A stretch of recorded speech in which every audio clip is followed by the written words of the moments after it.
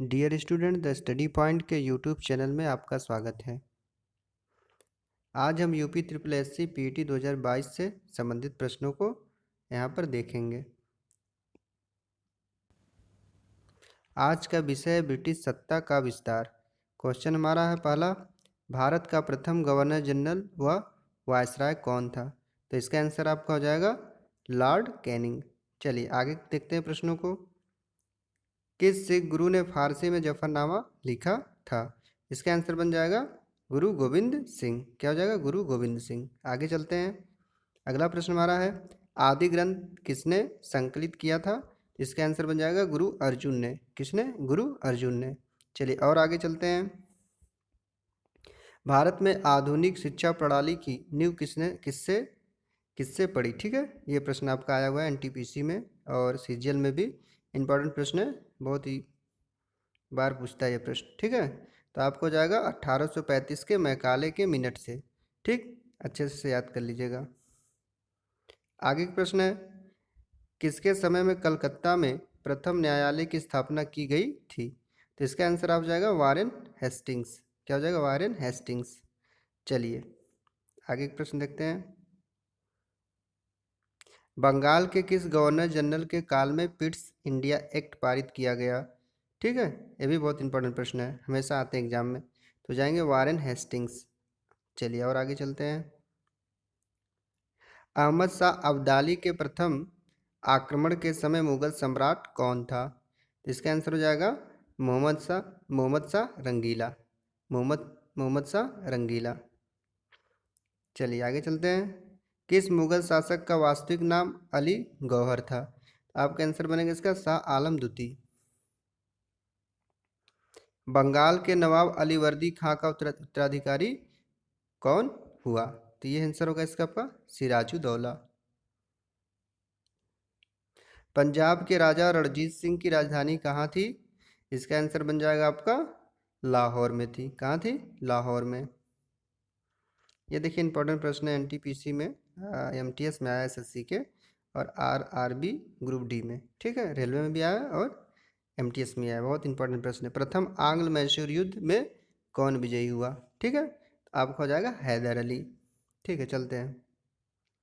सुगौली की संधि किनके बीच संपन्न हुई थी? तो इसका आंसर आपका बन जाएगा ईस्ट इंडिया कंपनी और नेपाल। चलिए एक और इम्पोर्टेंट प्रश्न यहाँ है, टीपू सुल्तान की मृत्यु 1799 में कहाँ हुई थी? तो आंसर बनेगा इसका श्रीरंगपट्टनम में। कहाँ हुई थी? श्रीरंगपट्टनम में। ये भी प्रश्न आते हैं, आए भी हैं, एनटीपीसी में पूछा हुआ है 16 में और 2012 में एसएससी में। आगे प्रश्न हमारा है, हड़प नीति के अंतर्गत कौन से भारतीय राज्य कब्जे गए थे? ठीक है, ये भी बहुत इंपॉर्टेंट प्रश्न है, तो आपका हो जाएगा आंसर झांसी, नागपुर व सतारा। तो ये सब प्रश्न है जो हमेशा आते हैं। चलिए आगे देखते हैं प्रश्न। निम्नलिखित में से अवध के स्वायत्त राज्य का संस्थापक कौन था? ये हो जाएगा सादत खां बुरहान उल मुल्क। सी ऑप्शन सही होगा। चलते हैं आगे। ईस्ट इंडिया कंपनी के नेतृत्व में रॉबर्ट क्लाइव का उत्तराधिकारी निम्नलिखित में से कौन था?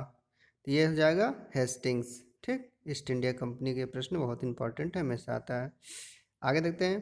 तथाकथित कुशासन के आधार पर किस गवर्नर जनरल ने मैसूर राज्य के प्रशासन को ले लिया था?